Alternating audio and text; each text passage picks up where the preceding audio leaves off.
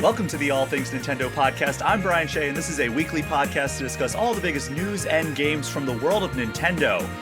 It is finally here. Donkey Kong Bananza, the first Nintendo-developed platformer for Switch 2, has arrived, and I cannot think of a better guest to have on to talk about it. But first, we have some big news about the upcoming Zelda movie, and we're going to talk a little bit about another video game movie that is coming very soon. Joining me for all of that is IGN and Nintendo Voice Chat's Logan Plant. Logan, how are you doing today? Hey Brian, doing great. Donkey Kong is so awesome. I can't wait to talk about it. Yeah, I'm so stoked that you are able to come on here. We, unfortunately, at Game Informer are not back up on the Nintendo pre-release distribution list quite yet. Hopefully that'll be changing very soon, so I may have to rely a little bit heavier on you than I have in past review episodes. But you've come on, like when Game Informer was shut down and I was not even in the conversation to get pre-release codes, you were able to carry the conversation just there. So I have my full faith placed in you. So thank you so much for coming on here. Yeah, of course, anytime. And talk to me a little bit about how Nintendo Voice Chat's going. Oh, it's going super well. Yeah, we just did an episode a couple weeks ago that I'm really proud of to commemorate 10 years since Satoru Iwata's passing. And that was just a really interesting episode to sit down and put together with Per Schneider. And we kind of talked about Iwata's time at Nintendo from when he was at HAL and worked with Sakurai and actually hired Sakurai. And then when he was president of Nintendo, all the way to kind of how his legacy is still impacting the company. So yeah, I really love that episode and the show's going great. And you know what? I did a very similar episode last week of this very show, and I have to say, I'm assuming you got similar reception, but people really latched on to that episode. And I mean, he was such an incredible, not just mind, but just like influence on that entire era of Nintendo, even before he worked at Nintendo, when he was just at HAL. Like he just had this aura of this is the guy. Like everybody knew that, like even Yamauchi, when he recommended Iwata to be the president of HAL before Iwata made the leap to Nintendo, it was like, yeah, everybody knew that this was like the genius that had the vision. Yeah, it's very cool. And you can just tell by the way everyone talks about him that knew him, just the reverence they have for him, the love that they have for him. And yeah, like Reggie, I think, said that he still thinks about him every single day and things like that. So yeah, I think we still feel his absence and miss him a lot. But yeah, fun that we can look back and honor him in that way. Yeah, and the way that I said it at the end of the episode, after I was talking about kind of how he was, like, working basically up until he passed away in 2015, was that he, on his way out, kind of left Nintendo with two major blessings, and it was returning the company to profitability at the end of 2015, and then also, heading up Switch 2's development for a very large chunk of its development. And we saw what that did for the company going forward. It really ushered it into like this era of affluence that they're in right now. For sure. So we will be talking all about your review of Donkey Kong Bonanza later on in this episode. But is there anything else going on over at IGN that you'd like to plug before we really jump in with both feet? Just Comic-Con coverage is coming up next week, so go check that out. But no, let's get to it. Let's get to DK, or I guess the other stories we have first. Yeah, we have a couple other things to talk about. But also, this is the first time I've had you on since the Switch 2 came out. How are you enjoying it? I love it. Yeah, I think it's really great. It does just feel like kind of like a phone upgrade, which is fine. That's all that I really needed or wanted. I wish the battery life was a little bit better. I think that's the main hang up I have with it. But no, I mean, I love how the upgraded Switch 1 games run. Like I've been replaying Link's Awakening because that game looks amazing now.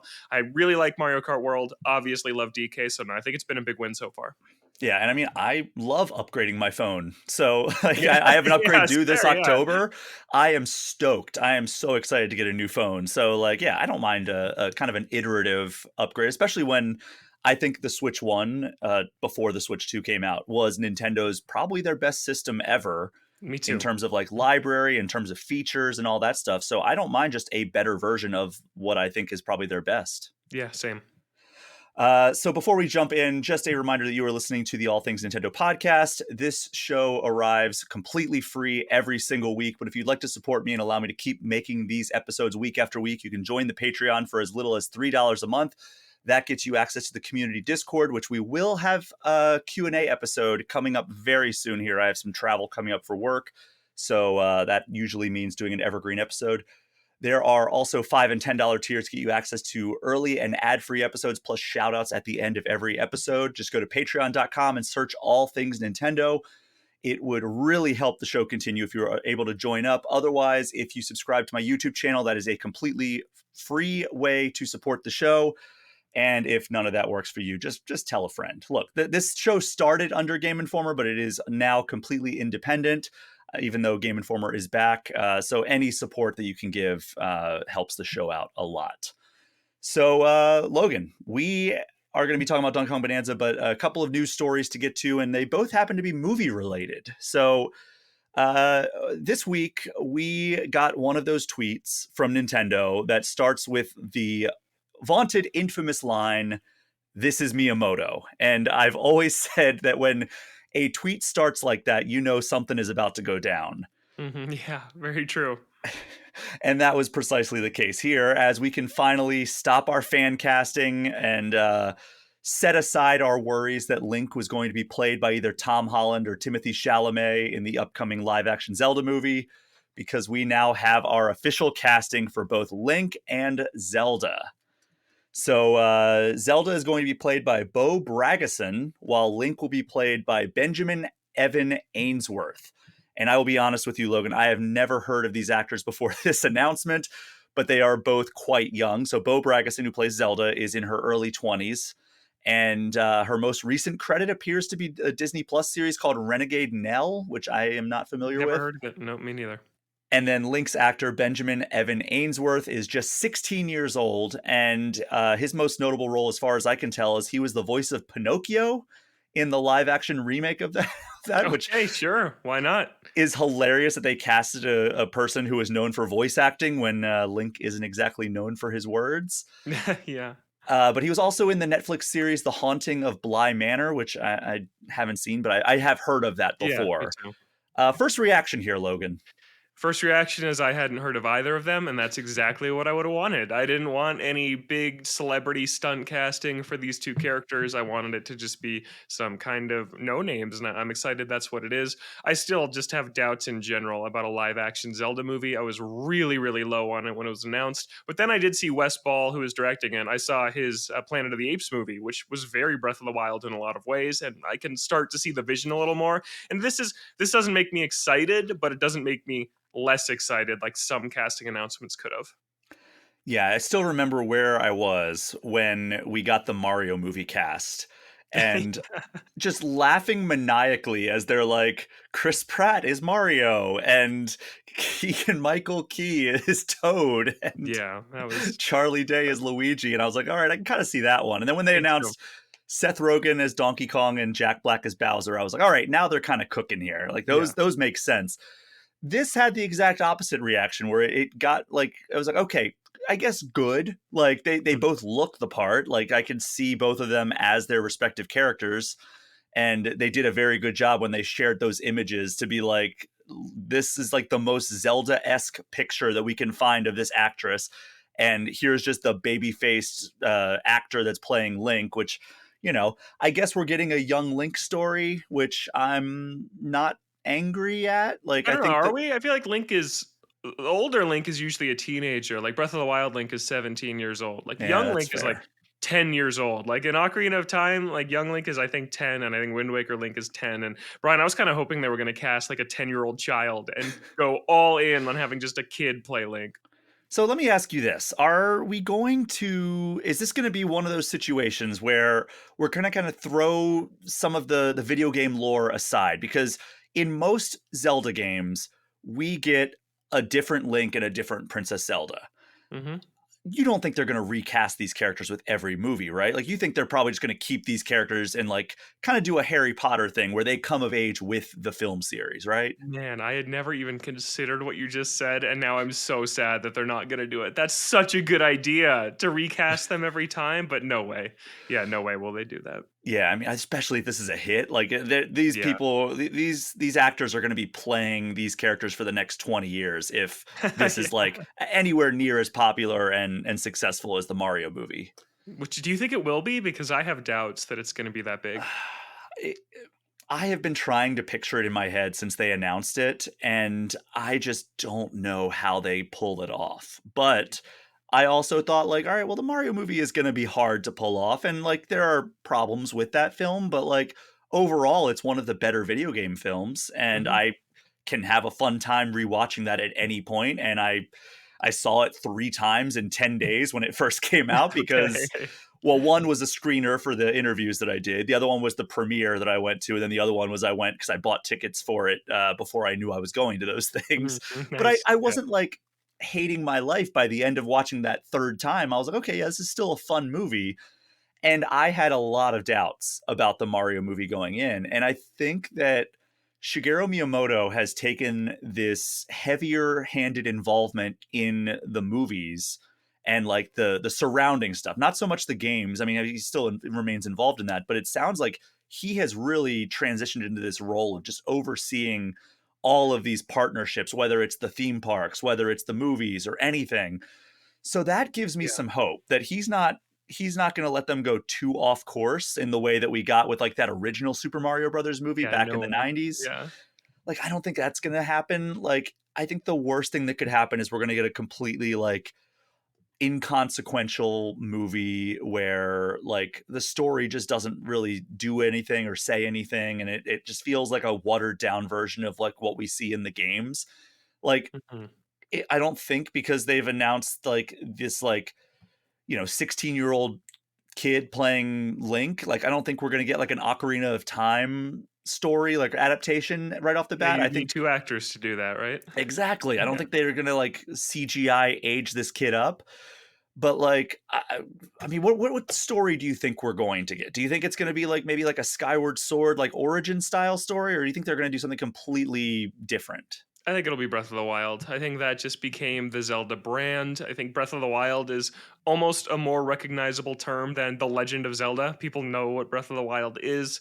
I think that I look at Wes Ball's Apes movie and it has like dilapidated, rundown cities that are overgrown with like greenery and like it just looks like that post-apocalypse that Breath of the Wild goes for. So I think that that's what this will be. Not necessarily what I really want. I kind of want just an original thing. Like let's just get a new telling of the Sacred Three and just see what happens. But I think they'll probably mostly take influence from Breath of the Wild. Like I bet Link will wear blue, not green, as an Oh, example.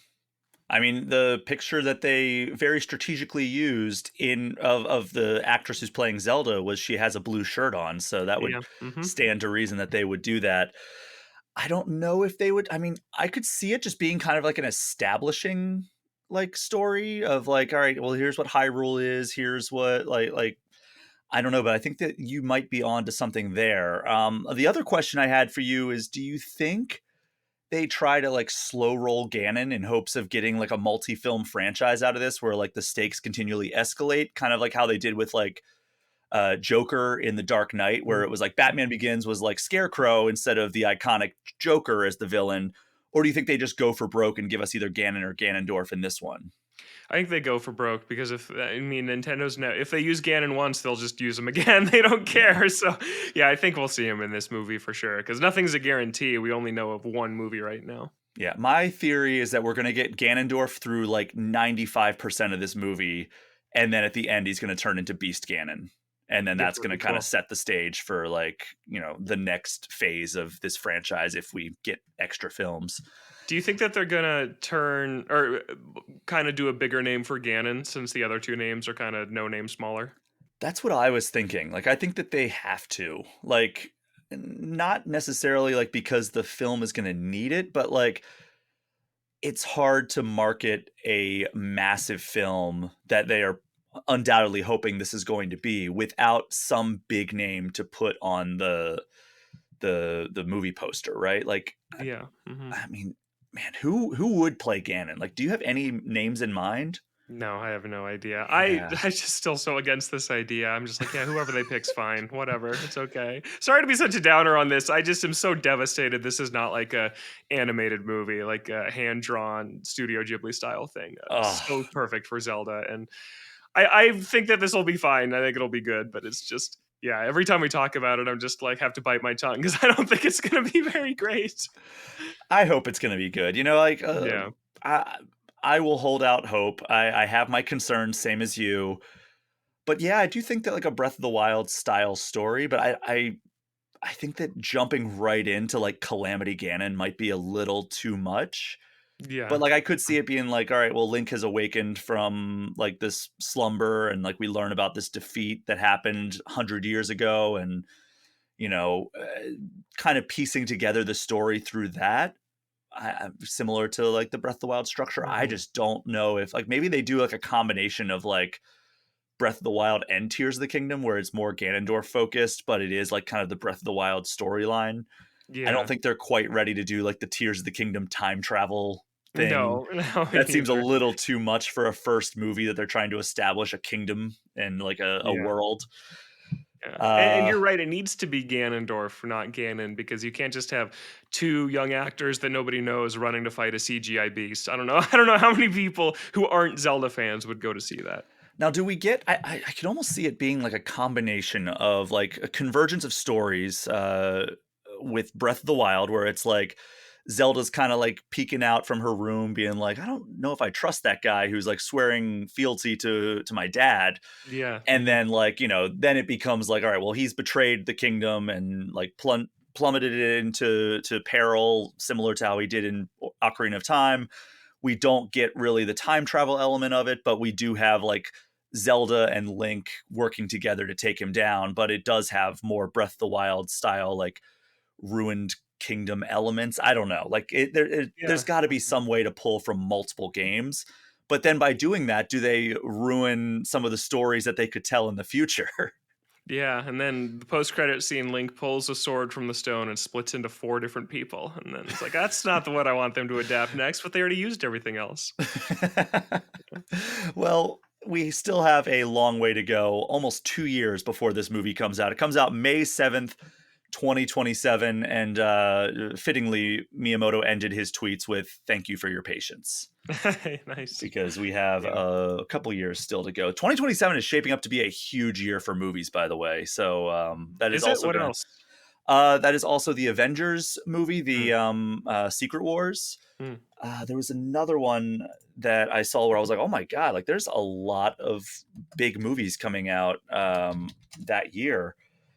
Um, I think that's when the next Sonic movie is set to hit. Oh, no, that's right, yeah. Mhm. I think they've said that the Batman Part Two is going to hit Oh, 2027. okay.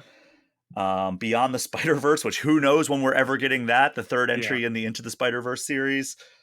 And apparently Star Wars Starfighter, the Ryan Gosling Star Wars movie, is also coming out 2027. So We'll see.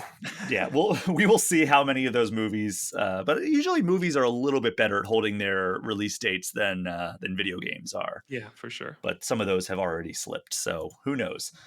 Logan, before we jump into talking about the main event here, we also got another piece of video game movie news, and that was a trailer for Mortal Kombat 2. So the first movie came out in 2021.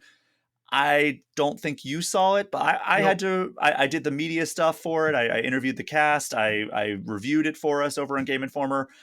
It plays a little fast and loose with some of the lore, which whatever. It's a movie adaptation. It's not like a straight like. It's not like we're Mhm. watching like the cutscenes on YouTube the way you would like a video game that you don't want to play.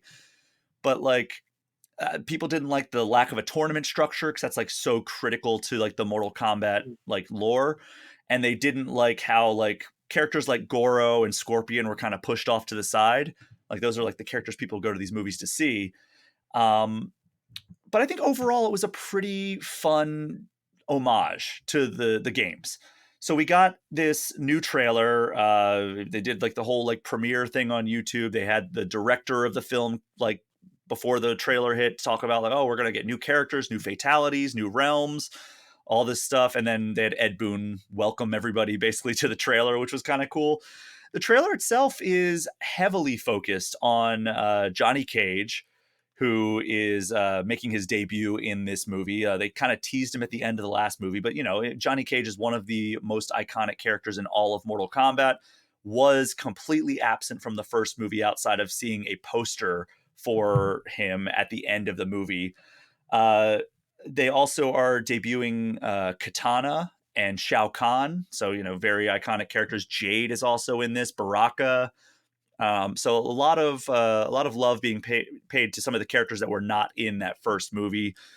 They look like they're really leaning into like the Mortal Kombat lore. Like they are like they're showing like Johnny Cage as the washed up actor and like being recruited and very much being like in it for himself, but also like extremely vain. Like there's a scene where he's fighting Baraka and Baraka brings out his long like claw things, his knives that grow out of his arms, and Johnny Cage is just like, hey, not the face, not the face, and it's like, all right, well that's very in character, and it's played by Carl Urban, who is one of the main characters of The Boys. If you ever watched that Mm, show, I mhm. love that show. So I was skeptical about his casting because it like Billy Butcher in The Boys is such a different character than Johnny Cage, but he seems to be pulling it off pretty well in this trailer. One of the other big criticisms of the first movie was that Louis Tan, who he plays a character called Cole Young, who is not in the games whatsoever. He was the main character of the movie, so it's just like, wait, why is this like? Why don't we have Johnny Cage, but we have like this Mm, new character that the character's fine. It was like kind of supposed to be like the audience POV, not really like a character within Mortal Kombat. It's like, hey, here's a guy who's gonna like basically look into the camera and be like, wow, this is crazy that this stuff is happening. But I don't know if we really needed that. He is like literally a blink and you'll miss it. I didn't see it in the first viewing of it. I had to go back and rewatch and be like, was the main character of the first movie just not in this trailer whatsoever, and he was in like literally probably a half-second shot. okay. But he is listed on the cast. We see Hiroyuki Sanada, who just won an Emmy for Shogun.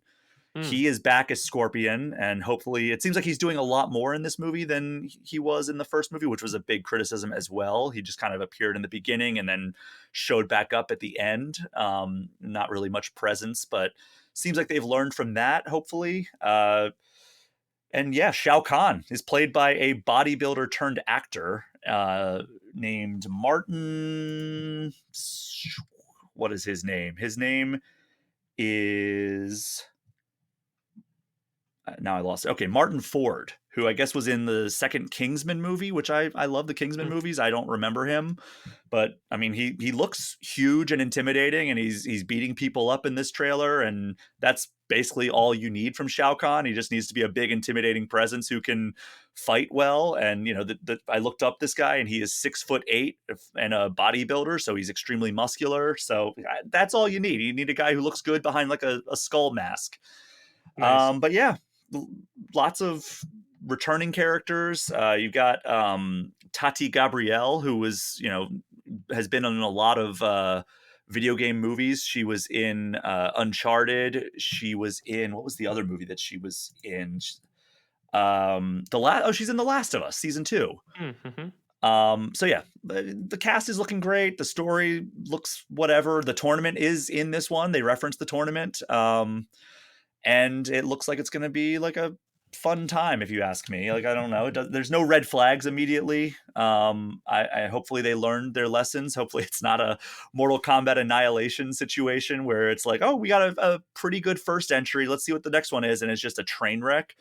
I think that I have some pretty good confidence in this, and it comes to theaters October 24th, Okay, so not nice. too far. You're not a big Mortal Kombat guy, I take it. Never touched Mortal Kombat ever in my entire Okay. life. Never played. Yeah, I know some of the character names you're talking about just because of the culture, but I don't know anything about it.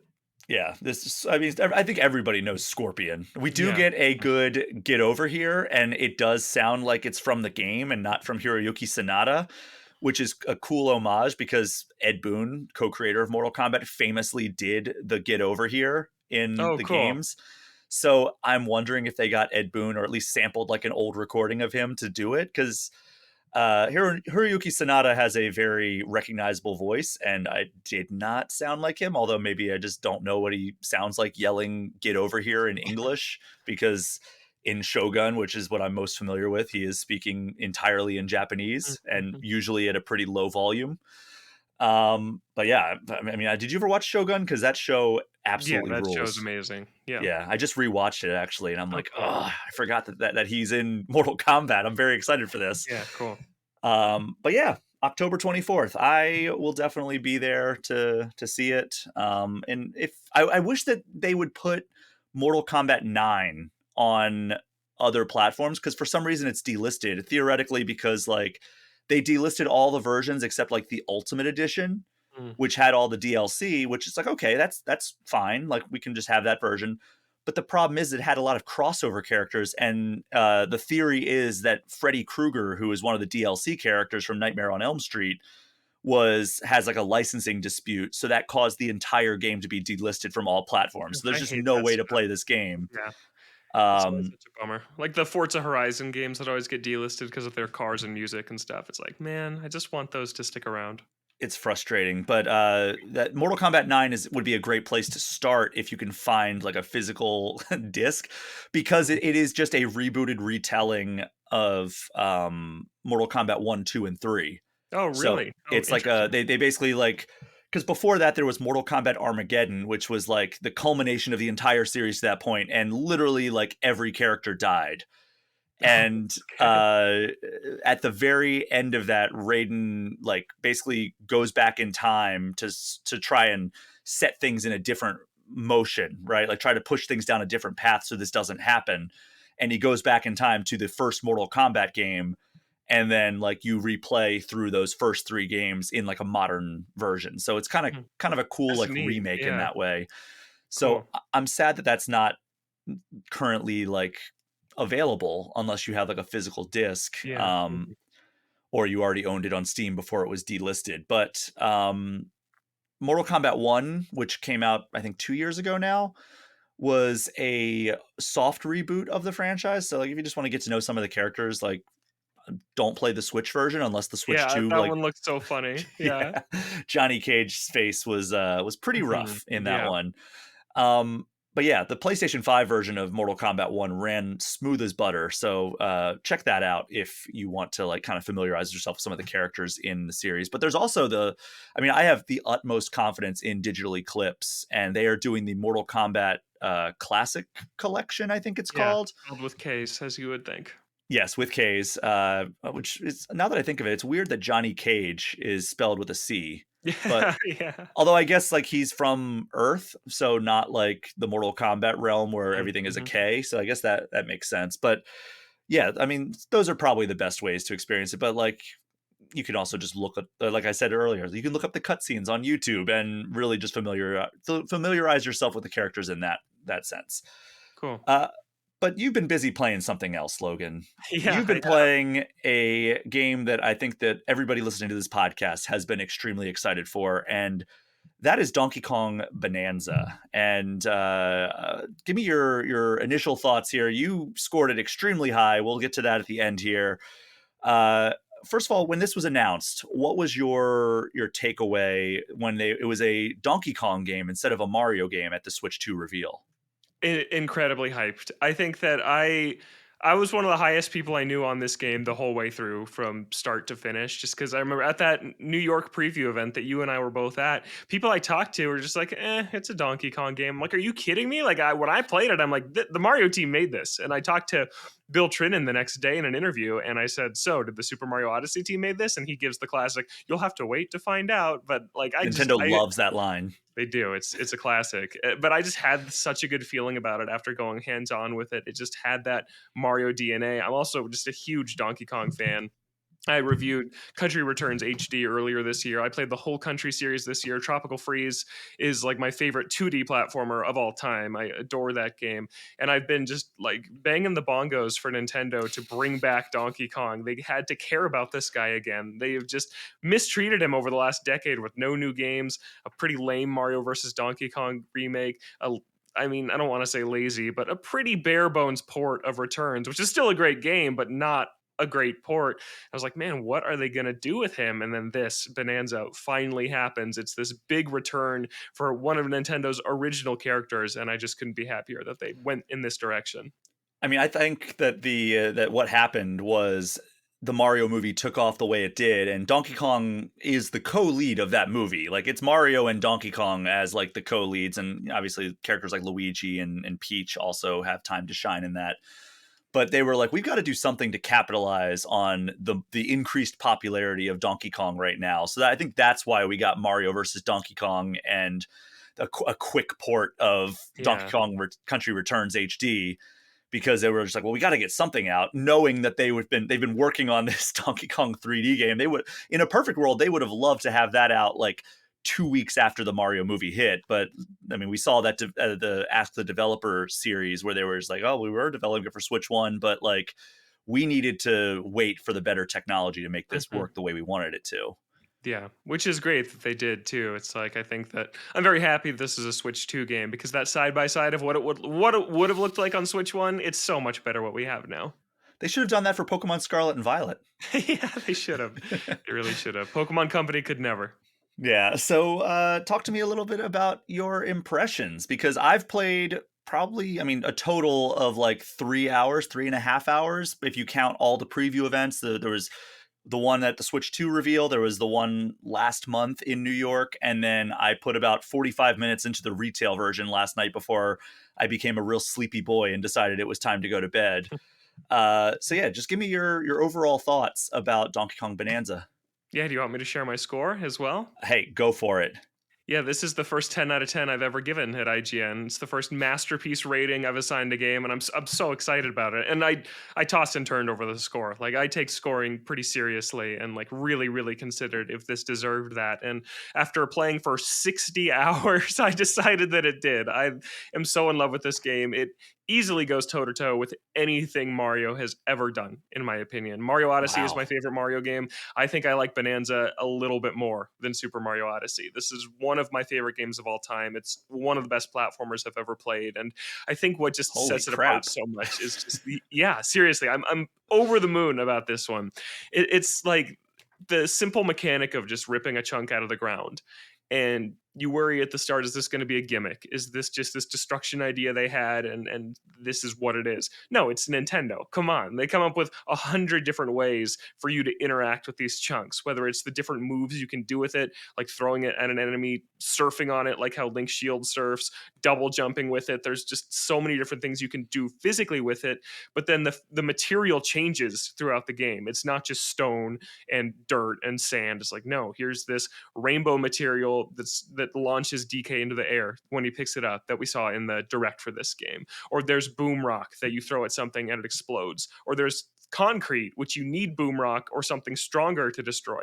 And then the enemies are caked in these different materials. And you have to know in your head what material beats what, like rock, paper, scissors. And then Donkey Kong has to go and find that material, pick it up, and then go beat the enemy with it. Like it's just nonstop creativity and clever puzzles with smart solutions that just make you go, I can't believe they thought of this. Over and over, I was saying that to myself. Like, I can't believe they did this just with this mechanic of ripping a piece of terrain out of the ground. It just never stops getting better. And I just love when games mechanics and puzzle design and movement just all work together. They just all synchronize and come together to create something that's just a masterpiece. And something that worried me early on when I played that demo at the Switch 2 reveal, and then I played like the first, I did 2 hours at the second preview event. Okay. Yeah. And for the first 90 minutes, I was like, is this game just like super easy? Hmm. And then we got to, I think it was the forest layer, where I it was love like, that you know, place. the thorny vines everywhere. The enemies were like you said, coated in different materials. There were poison water all over the place that I could fall into. That was where I was suddenly like, oh, okay, yeah, there are difficult areas of this game that I don't have to, because that was one of my Mario Odyssey is also my favorite 3D Mario game, and my one critique of it is it's a little easy until you get to like the post game. Hmm. Then it becomes like, all right, now it's like difficult to actually like do some of these challenges. Donkey Kong Bonanza seems like it doesn't wait for the post game to start giving you some more difficult challenges. But like you've played the entire game, and it sounds like a lot more than just the game, like the mainline stuff. Talk to me a little bit about how the difficulty scales as you go. Yeah, I agree with that initial concern. And really, what I've landed on is that This is something they've never done before. This is not a Mario game where you know how Mario triple jumps, you know how he backflips, you know how to long jump. So whatever they stack on top of that, you can kind of acquaint yourself with quickly because it's Mario. You know how he works. They've never built a game that controls this way, where you have three different buttons that punch in different directions and all these different things he can do. It's very different, and I think it takes a few layers to get your head wrapped around it. And I think Nintendo knows that. So, like the second layer in this game is called the hilltop layer, and it's essentially just a giant skate park for DK to turf surf around. That's what it exists for. Like, hey, learn this mechanic here, because trust me, in the second half of the game, you're gonna want to know how to do it, and you're gonna need to know how to do it well. And what I've been like likening it to is Bonanza feels like Galaxy 1 and Galaxy 2 smushed together. The first Mm. half is Galaxy 1. Look at all these cool things we came up with and these mechanics we've built. And the second half is, okay, now we're going to test you on them. And I think that's really smart in how it does it. The toughest stuff still does lie after the credits for sure, just like any 3D Mario, but the second half of this game, like you mentioned the forest layer, that's still in the first half. Like the second half of this game just is a constant crescendo and gets better and better and more complicated and really, really cool. And it's partially what's hard to talk about why this is a masterpiece to me. The second half of this game is a huge reason why. The mechanics they keep introducing are just, they're brilliant. And I just love what they do with it. And it's like they just, every challenge room just like is a mix and match of we'll take this enemy, we'll coat it in this material, and we'll give DK this limitation. Go solve it. And they just never stop doing that. And it's what I love so much about it. Now, you're talking about the moments here, which we're not going to spoil, Yeah, but no spoilers. uh, it's safe to say that like Mario Odyssey, I think about like there's two specific moments that I think about whenever I think about that game. Same. One of them is the festival scene, and Mhm. I mean, I guess there's a couple of additional moments like the first kingdom you go to after beating the main story, and the final sequence in like the final boss battle. Like those are like the three moments that immediately come to mind. Are there moments that you think people are going to look back at with Donkey Kong Bonanza and be like, "Oh man, that's the thing that's going to stick with me for years and years"? 100% yes. Absolutely there is. There is I would say 2 again that stick out to me. One is in the mid game. It's not as good as the New Donk City Festival. That's just unreal and really hard to top, but it was the moment where it kinda hit me over the head like, "Oh, this I'm playing one of the best games I'll ever play right now, and I know why right now." And then the finale is incredible. It's I like it as much as the Odyssey one, just for very different reasons. Wow. So and that's the Odyssey finale is like my favorite video game moment ever, and Bonanza matches it with something equally special and cool. Well, that is exciting. Yeah. Something that I'm also very excited about is that with every Kong or with every Bonanza transformation, there appears to be a different song from Pauline. Mhm. Pauline's music in Odyssey was some of the best stuff on that entire soundtrack. How is the music overall in Donkey Kong Bonanza? I love Pauline's vocal tracks a lot, and just to talk about that for a second, they're very Splatoon idol like, and you know I'm a Yes. huge Splatoon fan. I love Splatoon's just personality, and it's just I mean it's very fresh. That's what they say in Splatoon, but it is. It's this fresh, younger, creative energy that Splatoon has that other Nintendo franchises don't as much. Bonanza has that, which is really cool. Bonanza, even in its boss design and Pauline's vocal tracks, it has this young, creative ambition of modern Nintendo. It has the creative will let you break anything, do anything, like see that mountain, you can punch it, like feeling of Breath of the Wild and Tears of the Kingdom. And it has the wonder and joy of Mario Odyssey. So it's like Bonanza has every core Nintendo franchise just in it, in its DNA, which is really cool. But the music as a whole is really, really strong. I don't think it's better than Odyssey's or like Donkey Kong Country's, but come on, we're talking about those two are the best soundtracks ever. Yeah. It's really, really great. There's I'd say it goes from more like atmospheric vibes, which is a very Donkey Kong Country thing to do. Like there's not earworms besides Pauline's songs. Like Pauline's vocal tracks, yes, those will get stuck in your head, but the level themes themselves are more like setting a vibe, which is cool. I dig that. It's just not quite like Odyssey. Like I can think of the music in every kingdom in Odyssey. I can't as much in Bonanza. Steam Gardens is always going to be Yep, the that's the the one. bar. Yeah. Why do Yeah. we just agree on everything like that? It's just yeah, that's the one. Except I am replaying Breath of the Wild and Tears of the Kingdom currently. Like I'm starting with Yeah. Breath of the Wild and going with the Switch 2 upgrades. and I am starting to think that we may have chosen wrong in our ranking of the best Switch games, Logan. I look, Yeah. I Tears of the gave you Kingdom is every still number 2 for option. me, Yeah. but man, Breath of the Wild is so special. So we may disagree on that. Yeah, that's all right. That's all right. I feel like a lot of people disagree with me on that one. God, it's just such a special game, Breath of the Wild. But I mean, Tears of the Kingdom is phenomenal as well. So I can't really be like, oh, we really screwed up and put like the number Yeah. 25 game at number 1 by accident. Yeah. Well, Um, actually, on that note, I think there's a lot of parallels between Breath of the Wild and Tears of the Kingdom and Odyssey and Bonanza, because Bonanza to me has a lot of what I love about Tears of the Kingdom. It's like just insane what they pulled off here technically and what that leads to gameplay wise few other games can do. Just these handcrafted smart intentional tunnels that draw your eye. Like you see a fossil poking out of the wall, you break that wall down, there's a reason they put that there and wanted you to break that wall down. It's like how Tears of the Kingdom, the thing I gush about in that game is every bubble frog they thought about where you'll ascend and pop out of, right? It's the same thing here in Bonanza, and just the insanity of being able to destroy everything like Tears of the Kingdom's building. It's like it leads, you can circumvent puzzles and just punch your way through them. You can do that if you want. I don't recommend it. Just like how in Tears of the Kingdom you can pretty much just build a hover bike and do whatever you want with that. And so it's the same where like Mario Odyssey is more like this is a straightforward masterful 3D platformer, and Bonanza is like, whoa, they went nuts over there and tinkered and created this unbelievable world that's just really fun to interact with. yeah, how does the exploration hold up in this? Because like talking about Breath of the Wild and Tears of the Kingdom, that's my favorite part of both of those games. And it's also a huge component in Mario Odyssey. Like, does this hold up, like in terms of just the joy of exploring these areas against those three, goats of the the genres? Yeah, I think that it goes right up there with him. I love the exploration in Bonanza, and I think part of that just comes with how fun DK is to control. Like if I compare Link or Mario or DK, DK is my favorite hands down. Give me him every single time. I love how he moves in this game. He climbs everything like Link, but he doesn't have any stamina. He's just go go go go go. This monkey never runs out of energy ever, and it's so much fun to just romp around as him. Like he's punching, you can never stop punching, and I think like the world design, it being these layers, and you've played enough to know there's like sub layers. So the lagoon Mhm. layer has 3 floors stacked on top, and the way that Nintendo's interlinked them.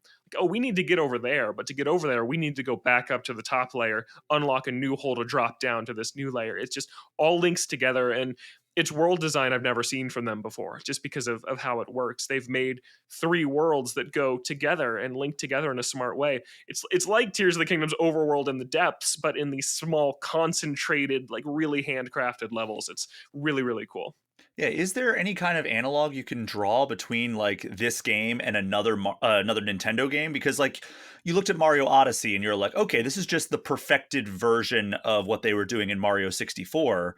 Is there Mhm. like another game that like the design kind of goes towards, or is it just Tears of the Kingdom? Like, is that the closest we got? Yeah, I'd say Mario Odyssey plus Tears of the Kingdom is Donkey Kong Bonanza, like in really interesting, weird, surprising ways. Those are like the 2 games that I think the most about when I'm playing this game. And so when I struggled over the score, but where it became very simple to me is like, I'm comparing this to Mario Odyssey and Tears of the Kingdom. Like those are both in my top 10 games of all time. They're both most slam dunk 10 out of 10 games I know. Like this is, those are the games I think about this game with. This game's a 10. Now, most importantly, did you get your Donkey Kong and Pauline amiibo? No, not yet. It should be showing up today since we're recording on actual launch day. Yeah.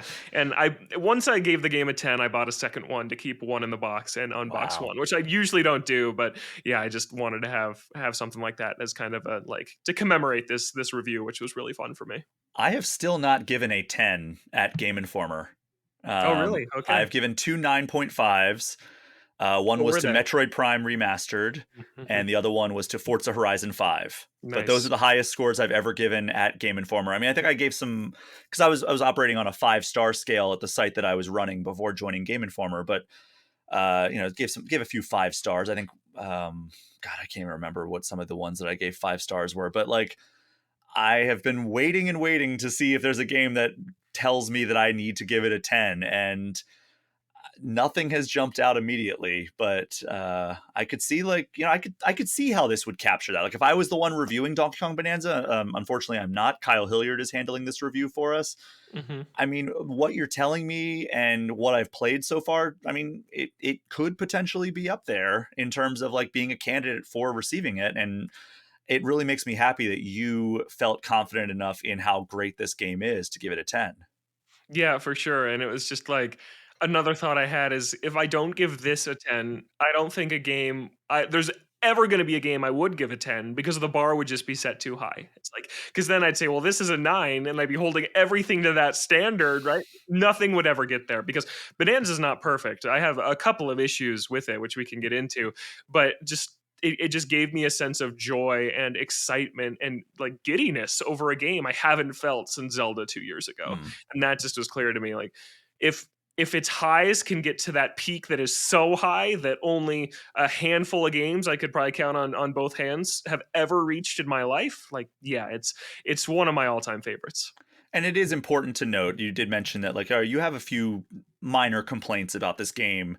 Yeah. 10 out of 10, despite what people want to paint it as, that is not a perfect game. That No, is there's no just such thing. exactly. That is just the highest accolade that you can give a game outside maybe game of the year. Like, I mean, Mhm. because like if there's two 10 out of 10s in a year, like there's only going to be one game of the year. So maybe that is considered a higher accolade. But this is the highest award that you can give to a game from a criticism perspective. So 10 out of 10 before anybody jumps on Logan about like, oh, it's not a perfect game, because we're about to talk about some of like the things you didn't particularly love about the title.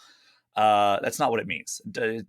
Just because it got all the points available does not mean that it is perfect. So Yeah, at IGN we call it a masterpiece, and like, yeah, I play this game like, yeah, these are masters at the peak of their craft right now. Like, this is one of my favorite teams in the world, one of the most talented teams in the world, making something entirely new and just incredible. So yeah, it earned that for me. and actually, before we jump over to kind of like the not negative side, because we're not going to be super negative on this game, but stuff like that you're gonna nitpick a little bit here. Mhm. I did get a chance in my second demo to do a boss battle. Yeah. How are those playing out for you? How, like, did you enjoy the boss battles overall?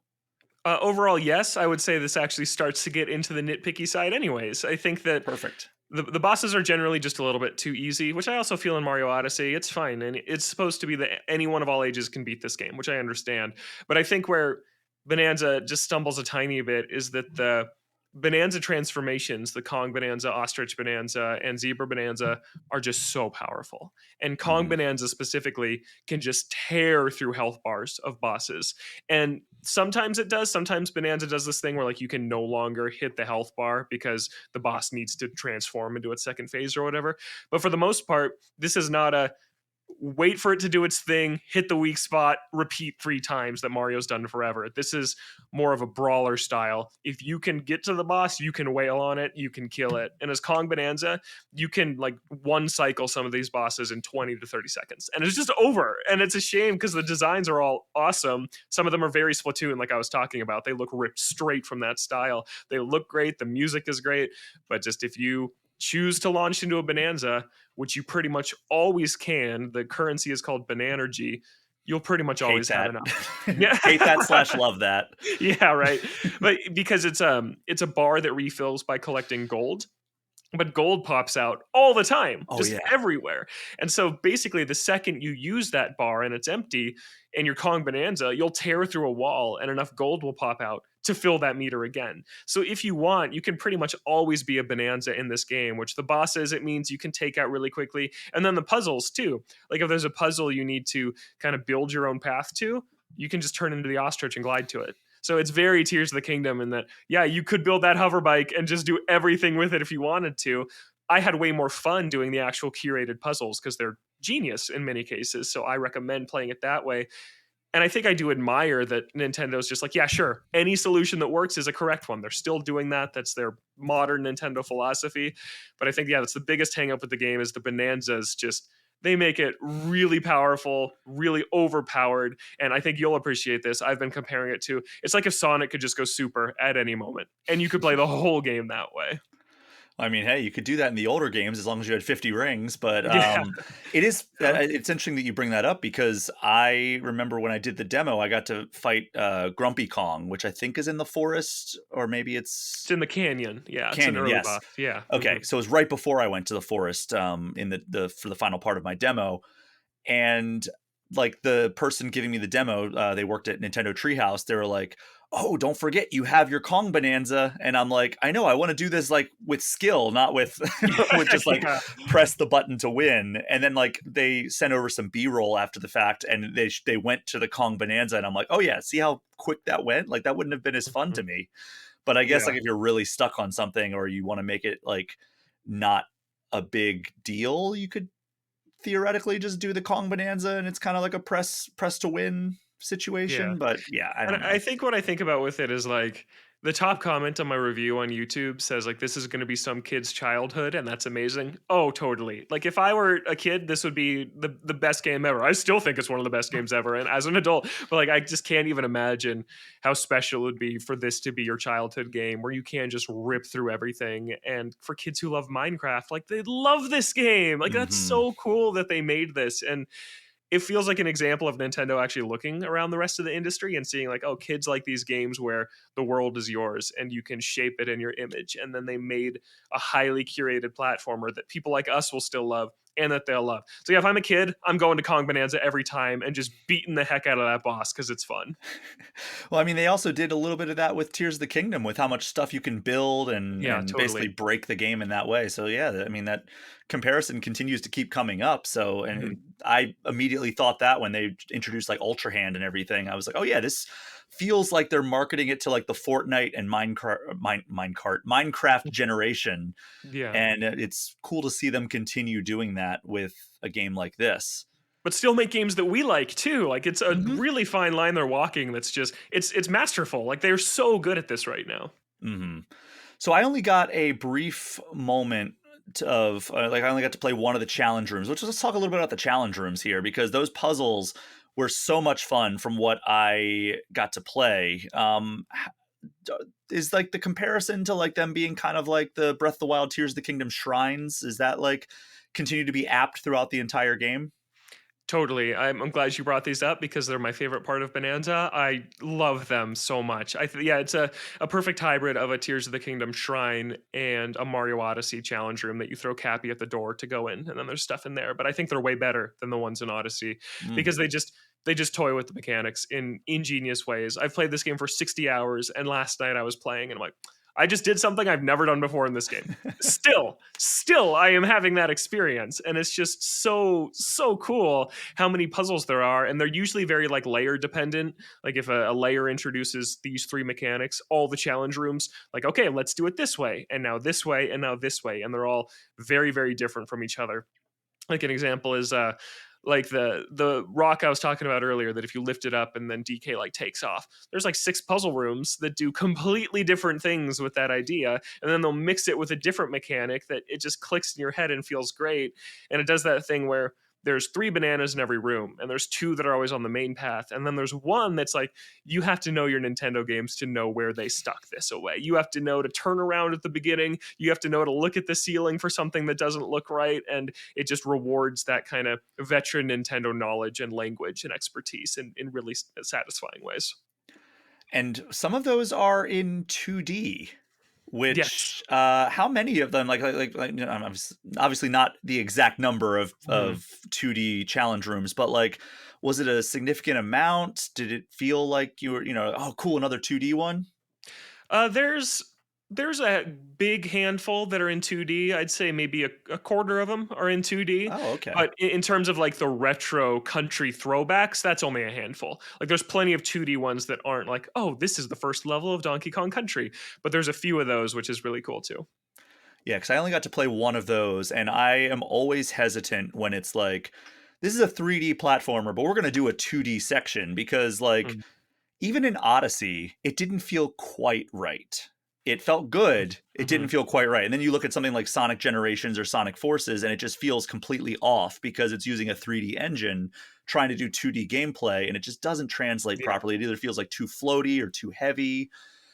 Mhm. I thought that the 2D gameplay of Donkey Kong Bonanza in the one challenge room that I played felt really good. Feels Um, great. Yeah. okay, good. I'm glad that like through more scrutiny and more time with it, it still felt pretty good.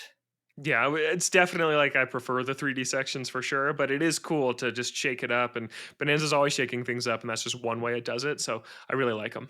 And it's great to have more. I mean, as excited as we are for a new 3D Donkey Kong game, like the first one in 25 years, Hmm. uh, it is kind of cool to get new 2D Donkey Kong content. Just because, like, I know you and I both love the Donkey Kong Country franchise, Yeah. so Hmm. it's nice to see at least some acknowledgement of that side of the franchise as well. Yeah, which this game does. This game is so cool in that it honors every era of Donkey Kong, from like Mm. arcade Donkey Kong that Miyamoto designed that started all of this crazy stuff, to when it was in Rare's hands in the UK and they made the Country trilogy and 64, to when it was in Retro's hands in Texas and they made Returns and Tropical Freeze. Like DK has been passed around this torch for the last 40 years to various hands, and they finally went home to Nintendo again for the first time since Jungle Beat. And I'm like, okay, are they just going to kind of, because Jungle Beat is so not rare. Like, there's no rare in Jungle Beat. They intentionally, like, no, this is our new thing. It's like, okay, is Bonanza going to do that too? No, Bonanza lovingly pays tribute to the rare era, the arcade era, the retro era in surprising ways. That it's like, this is it's something wholly new and a new start for DK, but it knows where it came from too. And I love that. That's awesome. Yeah, I'm very happy that they are like acknowledging all those different eras Yeah. of DK because, quite frankly, I love most of those eras. So it's Same. cool to see like the same way that Mario Odyssey did a lot of that as well. Like Hmm. whether it was the 2D sequences that looks like the NES version and gives you kind of like the chip tune versions of the music, or that aforementioned kingdom that you go to right after the credits roll of the main story. It's Yeah, how cool is Odyssey that we still don't want to spoil it 8 years later? Oh my Like, yeah, god, come on. it rules so hard. Like I actually was watching a breakdown video of the various different endings because I never 100%ed that game. Like I played a lot of the Mhm, post game stuff, but like I didn't even realize that there is a special reward if you max out your power moons at 999. mhm. I did Yeah, not even realize like there was some cool stuff that even happened then, even though it's not like a significant reward. Like you can easily get the full experience just by looking at it on YouTube, but it was like, oh, that's interesting that they even thought to do that, given that, like, you basically max out in like the mid 800s if you just mhm. played like all of the content in the game. And then you have to go back and actually spend more like coins in order to get up to 999. And then you get a little reward for that too. I actually, Uh, got to 999 this year, on my original wow. 2017 save file, and it's just crazy. Bonanza is such a crazy coincidence because in January, when we had very few Nintendo games on the horizon and we're just waiting for the Switch 2 Direct in April, I played the entire Donkey Kong Country trilogy, and I got my Odyssey save file to 999, and I was just like, "Man, really craving a game like this." And then Bonanza got announced, and it's like, I just couldn't believe it based on where my headspace was at. Yeah, and we there's one more negative that we need to talk about a little bit here, and that is the performance. Mm. So I saw that like the developers acknowledged it. They said like, "Hey, like we were prioritizing fun over making it so like the frame rate was always at like 60 FPS or whatever." And I get that, and I'm not like going to be somebody who's like, "Oh, well, it dips below 60 FPS sometimes. This is instantly a garbage game." Like once it gets to the level of like, Pokemon Scarlet, then maybe it becomes more of a problem where I start taking off points of my review. But like Mhm. I think that the thing for me was that when I was playing it at the New York event, not the one that we saw each other at, but the one where it was dedicated to Donkey Kong Bonanza last month, and I know how Nintendo handles these events. Those are usually retail or near retail builds of these games. But I got these frame rate dips, and I'm like, all right, well, hopefully they're still optimizing. I don't know. It wasn't enough to be like, all right, we've got to really take this game to task. It's a month out from launch. It was more just like, that's a little rough around the edges there. But my big thing was that this is the second big game that Nintendo is putting out on its new powerhouse console, and it doesn't give us like the performance that I would expect from like a new system. Like how distracting was it? Did it really detract from your experience at all? Obviously not too much because you still gave it a 10 out of 10, but like how frequently did you notice like, oh, this is not really performing the way that like other games might. Yeah, I noticed it. I think it honestly varies in what layer you're in. Like if you're in a more atmospheric layer that has lots of weather effects on screen, it's worse in times. But if you're in a layer that's not like that, it's like a perfect 60 almost the whole time. So it's inconsistent in that way, but I would say it never really impacted my experience negatively. That being said, I'm not a big stickler for performance. It only really gets to me if it's super noticeable the whole time. Like Link's Awakening, Echoes of Wisdom, those bugged me a lot. So it does bug me sometimes. I'm not just totally oblivious to it.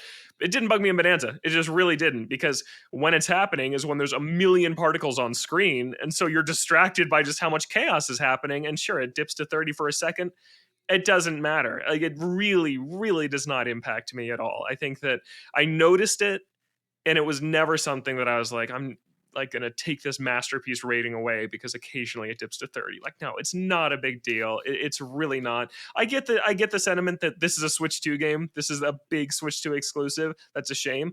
It's also the first like AAA 3D platformer to ever be built entirely out of breakable voxels that you can rip this whole thing down to the studs. And to me, if I'm gonna pick a platformer that doesn't have that but runs at a perfect 60 or Bonanza, I'm picking Bonanza every time.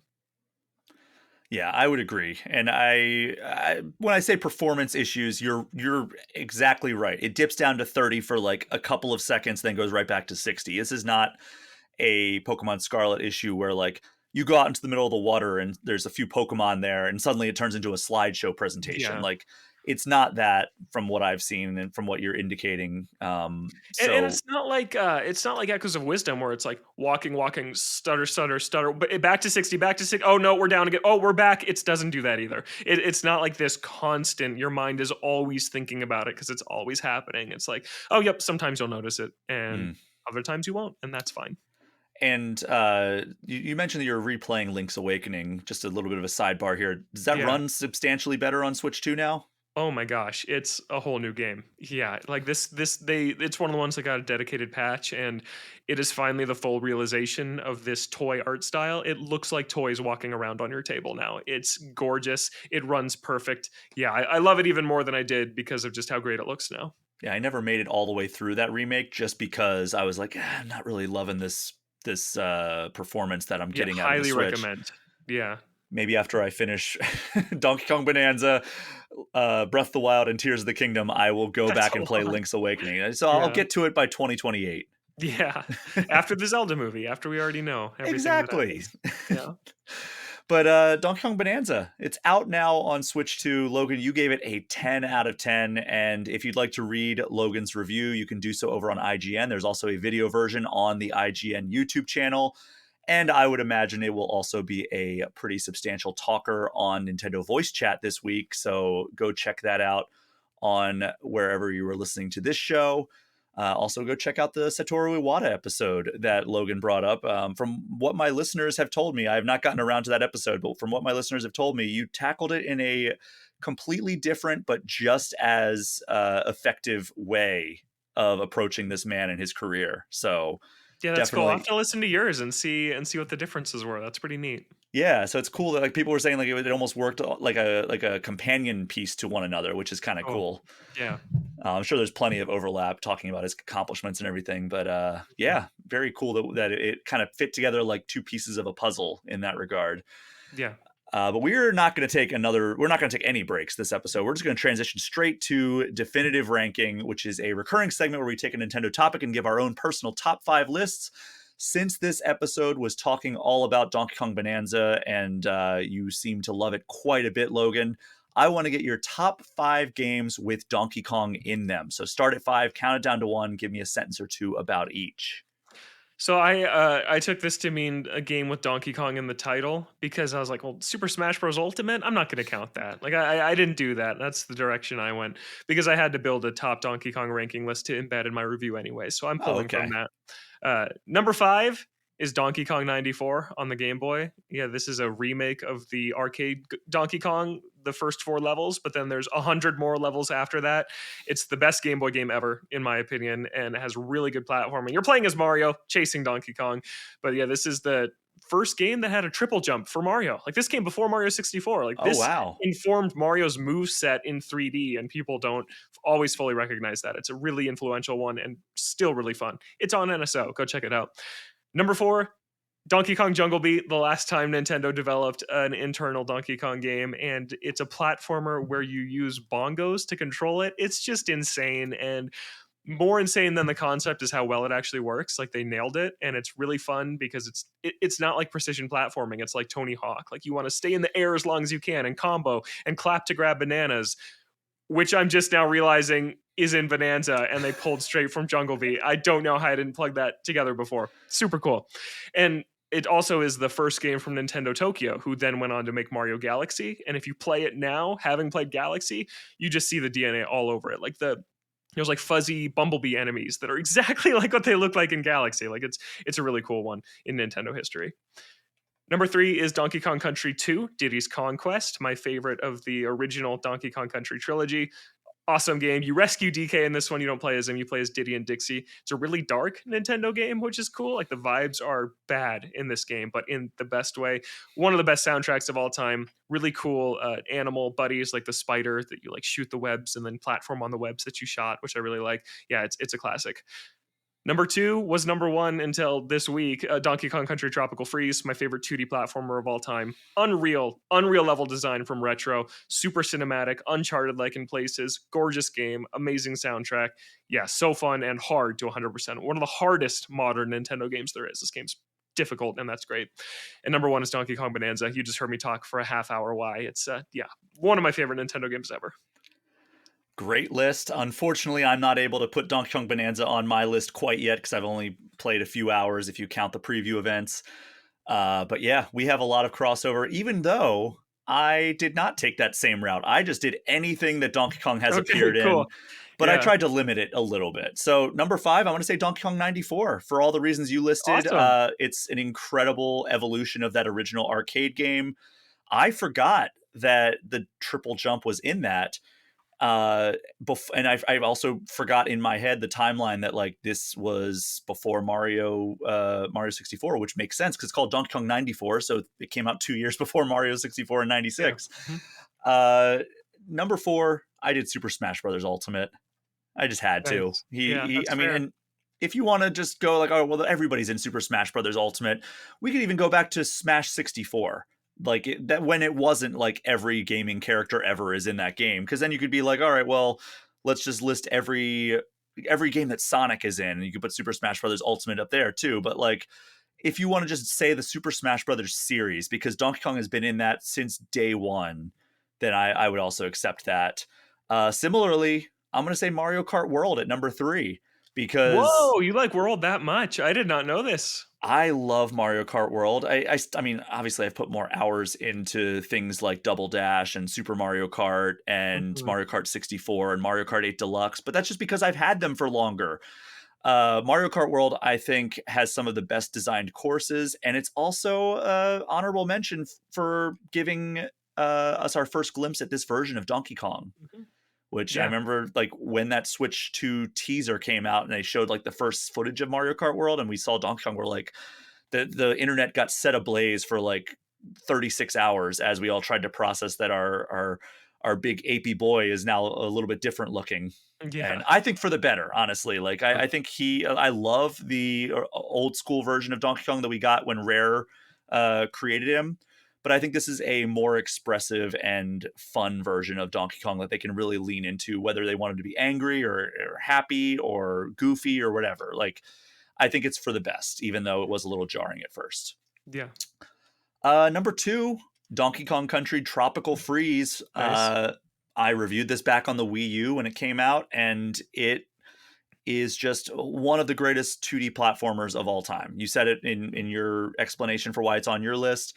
It is just terrific. It is extremely difficult, as you indicated. It has some very cool level gimmicks, and it really showed that Rare took what they did with Donkey Kong Country Returns and evolved it in just an incredible way with Tropical Freeze. Mhm. And for number 1 for me, I'm gonna go the original Donkey Kong Country, Cool. and I acknowledge it's not as good as Tropical Freeze. I acknowledge it's probably not as good as Donkey Kong Bonanza. It's probably not as good as any other game on this list, if I'm being honest. But because of nostalgia and personal meaning for me, in terms of like, this was the game I used to play with my dad when I was growing up, and this was like really the game that showed me that like the graphics could be what that game delivered us on a Super Nintendo. Like that game Yeah. should not have run on a Super NES, but it did somehow, and we got 3 of them. And Donkey Kong Country, the music of that game, the levels, the characters, they all are going to be embedded in my head for the rest of my life. And it's also really, I like it just for the fact that you play as Donkey Kong, whereas the other ones, for some reason, you are either rescuing Donkey Kong or something, because like I never got past that. Like I could get past it for Donkey Kong Country 2 because Diddy and Dixie are a cool combination, but like I don't know, it just felt weird Kitty's the not having worst. him. Kitty's the worst Kong in The DKC worst. 3. Yeah. Oh, I hate him. But yeah, Donkey Kong Country takes home the number 1 spot for me. Those minecart levels made me want to scream. I think that's one of the earliest examples of me raging at a video game, but still extremely fond memories playing through that entire game multiple times when I was a kid. So I think we both have very good lists. I can't wait to slot Donkey Kong Bonanza into there at some point. So I'm very excited to play more of that. Before we head out, any predictions for next week's Pokemon Presents? Oh, people will be mad. That's my prediction. That's all. That's what usually happens at those events. That's anytime anything related to Pokemon comes out. I learned that when I did the Pokemon Sword and Shield cover story for Game Informer back in 2019. The Pokemon community gets angry a lot. That's something that I really came to understand in a very personal level. No, it's I like Pokemon. I've played Pokemon my whole life, but I have said it is just my least favorite thing to talk about, like on NVC, because just no matter what side of the fence you fall on, you have thousands of people that say you're wrong and that are really angry at you. Like, oh, they don't perform well enough. They perform just fine. They look great. Like, no matter what, you are on the wrong side of the fence. Yeah, I definitely got some of those when I was still on Twitter and still talking about like exclusive stuff about Pokemon. So Yeah. I've experienced that as well. We will obviously cover that stream from the Pokemon Company on next week's episode. Also, show note here, I will be traveling a couple weeks from now. So I will be doing a Q&A episode in the near future. So you can email me or head to the Patreon or Discord server and leave your questions that you would like to see answered on that episode. Do that sooner rather than later, because I'm going to probably be recording it next week. But Logan, as for now, thank you so much for joining this episode of All Things Nintendo. Thank you. Yeah, that was super fun. And I hope everyone out there just has a blast with DK Bonanza, because it's a special one. I cannot wait to smash through more walls and grounds and dig deeper into the various layers of that game. Yeah. But thank you so much to everyone for listening. As you know, my Patreon and the associated Discord server are the best ways to get questions or comments in, but you can also get in touch with me, Brian, at allthingsnintendo.com, or find me on Blue Sky or Instagram at Brian P. Shea. Logan, where can people find you online? You can find me online at Logan J. Plant on most platforms. That's the same handle I use everywhere. And yeah, NVC, every Friday we have our DK Bonanza episode up right now, so go check that one out. That is our show for this week. Thank you again for listening. Take care. We'll see you next time.